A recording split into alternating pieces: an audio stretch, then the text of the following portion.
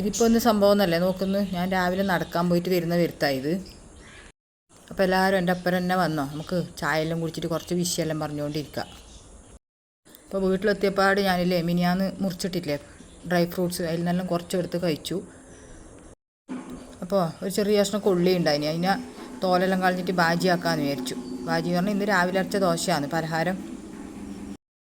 അമ്മ ഇന്നലെ വന്നിട്ടുണ്ട്. അപ്പോൾ ഞാൻ കൊള്ളിയുടെ തോലെല്ലാം കളയുമ്പോഴത്തേക്ക് അമ്മ ചായയാക്കി എനിക്ക് വേണ്ട പാലും ആക്കി. അപ്പോൾ ഞാനിപ്പോൾ കുറച്ച് നേരമായിട്ട് ചായ കുടിക്കുകയില്ല. ഞാൻ അന്നേ പറഞ്ഞു എനിക്ക് രാവിലെ എന്തായാലും റസ്ക് വേണമെന്ന്. അപ്പോൾ റസ്ക് കഴിഞ്ഞു. അപ്പോൾ തൽക്കാലം ഇന്ന് ഈ ബിസ്ക്കറ്റാന്ന് കൂട്ടുന്നു. വൈകുന്നേരത്തിനാണ് ഈ റസ്ക്കെല്ലാം കൊണ്ടുവരല്. അപ്പോൾ തിരക്കിൻ്റെ ഇടയിൽ ഇന്നലെ മറന്നുപോയി തോന്നുന്നു കൊണ്ടുവരാൻ വേണ്ടിയിട്ട്. ചായയെല്ലാം കുടിക്കുമ്പോഴത്തേക്ക് അമ്മയുടെ സാമ്പാർ ഒരുവിധമായി. അപ്പോൾ അമ്മ ഉണ്ടെങ്കിൽ പിന്നെ ഞാൻ സാമ്പാറൊന്നും വെക്കാൻ നിൽക്കില്ല. അമ്മ തന്നെ എപ്പോൾ സാമ്പാർ വെക്കൽ. അതിൻ്റെ ഇടയിൽ നരമ്പനും കായയും കൂടെ ഒരു ഓലിനും ആക്കി. ഇതെല്ലാം രാവിലെ ആക്കുന്നതെന്ന് വെച്ചാൽ വൈകുന്നേരത്തിന് ചോറ് കൊണ്ടുപോകണം. അപ്പോൾ ഞാൻ നേരത്തെ തോല് കളഞ്ഞു വെച്ച കൊള്ളിയില്ലേ ബാജി ആക്കണ്ടേ, അപ്പോൾ അത് നമുക്ക് മുറിച്ചിടാം. അപ്പോൾ ബാജി എന്ന് പറഞ്ഞാൽ നമ്മൾ ഉരുളക്കെങ്കിലും ബാജി ആക്കുന്ന പോലെ തന്നെ കൊള്ളി ബാജി ആക്കൽ. അപ്പോൾ അതിപ്പോൾ ഞാൻ മുറിച്ചിട്ട് കഴുകി ഒരു പാത്രത്തിൽ തിളപ്പിക്കാൻ വെച്ചു. ഒന്ന് തിളച്ചിട്ട് ഊറ്റിയിട്ട് കുക്കറിലേക്ക് വെക്കാം. പിന്നെ അതിലേക്ക് കുറച്ച് നല്ലോണം ഉള്ളിയും പച്ചപ്പറങ്കിയും മുറിച്ചിടണം. ഈ കൊള്ളിക്ക് വേണ്ടുന്ന മഞ്ഞൾപ്പൊടിയും ഉപ്പൂടാ കുറച്ച് വെള്ളം ഒഴിച്ചിട്ട് വേവിക്കാൻ വെക്കാം. അപ്പോൾ അതിൻ്റെ ഇടയിൽ നമ്മൾ ചോറ് തളിച്ചു. അത് വാർത്തിട്ട് ആകുമ്പോഴത്തേക്ക് കൊള്ളി വെന്തു. ഈ കൊള്ളി ബാജി എന്ന് പറഞ്ഞാൽ നമ്മൾ സാധാരണ ഉരുളക്കിഴങ്ങ് ബാജി പോലെ തന്നെ കുറച്ച് വെള്ളമാക്കിയിട്ട് കൊള്ളി വേവിക്കണമെന്നേ ഉള്ളൂ.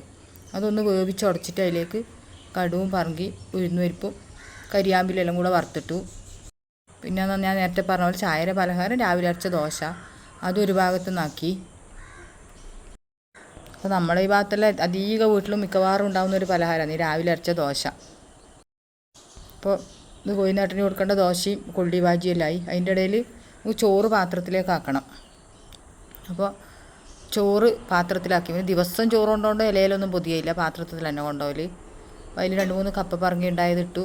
നമ്മളെ ഓലനില്ലേ നരമ്പനും കായും അതും ഒരു പാത്രത്തിലാക്കി. സാമ്പാറും ഒരു പാത്രത്തിലാക്കി. പിന്നെ സാമ്പാറിൻ്റെ ഒപ്പം എന്തെങ്കിലും ഒരു സ്ട്രോങ് ഇത് കൂട്ടാൻ വേണ്ടതെന്ന് വിചാരിച്ചിട്ട് 2-3 കയ്പ്പൊക്കെ കൊണ്ടാട്ടും വറുത്ത് വെച്ചു. അങ്ങനെ അതെല്ലാം ആയിട്ട് കോഴിനാട്ടിൻ്റെ ചോറ്റുപാത്രം റെഡിയായി. അപ്പോൾ ചോറെല്ലാം കൊണ്ടുവന്ന് എല്ലാ വീട്ടിലും രാവിലെ ഇങ്ങനെ തന്നെ ആയിരിക്കുമല്ലോ തിരക്ക്. അപ്പോൾ എങ്ങനെ എൻ്റെ കൊള്ളി ബാജിയും കോഴിനാട്ടിൻ്റെ ചോറ്റുപാത്രമെല്ലാം ഇഷ്ടമായെങ്കിൽ ഒന്ന് കമൻറ്റ് ചെയ്യണേ.